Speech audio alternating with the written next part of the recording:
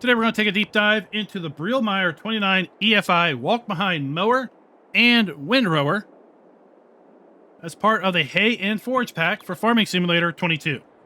But before that, this video is brought to you by Scott Page and Darren Manville. Thank you for being farmer barons. So I affectionately called this the Mower of Doom when I was doing the fact sheet video, and quite frankly, it still is. It still is a Mower of Doom because we have a 4.2 meter exposed sickle bar mower here. And then we have, well, what I've been told are not steel spiked wheels, but rubber spiked wheels. But they still look like they're steel tipped rubber spiked wheels. Any rate, it's still not going to feel good if it runs over you. I think these wheels are designed for not only traction, but quite possibly also, given the weight of this thing, maybe a little bit of soil aeration as well. Now, a big surprise, we can get it not only a mower configuration, but also a windrower configuration. And both of these are walk behind or ride behind mowers. Let's take a look at them in the shop. Mods and DLCs, Hay and Forage back. We have the Brielmaier 29 EFI. $23,500 is not the price of this thing. You will see that we are being misled by this particular screen. 4.2 meter working width in the mower configuration and 2.2 meter working width in the windrower configuration. 26 horsepower, 10 liter fuel tank. You can see there's a $10,000 upcharge for the mower variant, so $33,500 for that.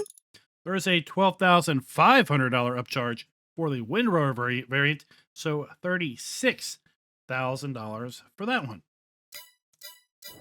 Now let's take a look and see how these things work, because they are kind of neat. As you can see, we are walking behind this, but we have a trick up our sleeves. We can hit Z to change driving mode. And now, we're not going 4 miles an hour. We're going a whopping 7 miles an hour, but yeah. Z. Shift back, and now we're going 4 or 5 miles an hour. We can hit V to raise it. Tilt it back. All right, let's turn it on. You see we have animations on the sickle bar.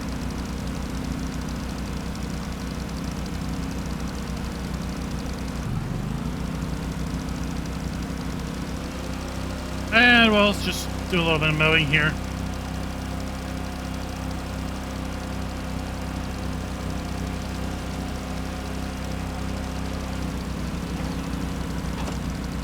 Change perspective.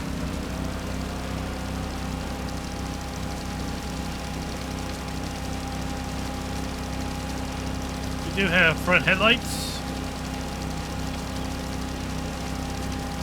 On the display, we have a directional indicator. And then something else to take note of is if you look at the key ring,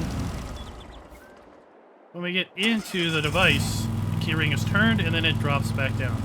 Really neat animation. Once again, take a look at the key ring there. Turns and then rotates back around.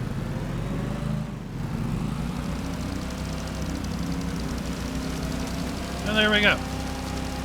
That is the mower configuration.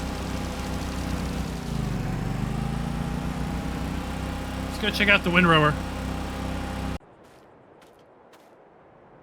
Just like the mower, we can change our driving style from walk behind to ride on. Just like the mower, we have little front lights, but we can also change our working discharge. Right now we have left swath, the control Y, and now we are right swathing. Let's turn the belt on.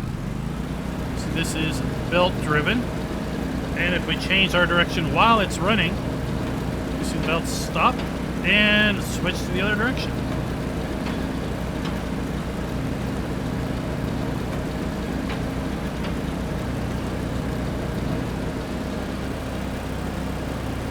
Go ahead and just kind do a little work here. I was thinking about when would you use something like this? And I thought, you know, you might use something like this on a really, really steep hill.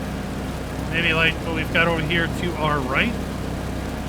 Maybe you would use this to mow and windrow away from a tree line, away from a fence row, or something else like that.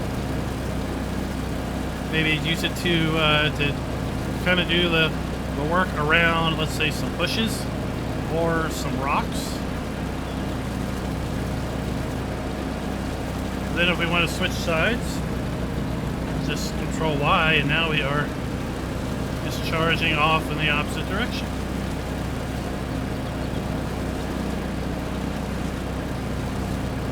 A lot more functional than I was originally thinking this thing would be. I thought this would be kind of like a lame duck type of a implement, kind of like the 80 we had in the Alpine Farming expansion in FS19. I don't know how many people actually use that walk-behind mower. I think this one is a lot more functional, especially with the windrowing feature being added. Let me know your all's thoughts and comments down below. Do you see yourself using this piece of kit? And what do you think of the different configurations with respect to the mower and the windrower option?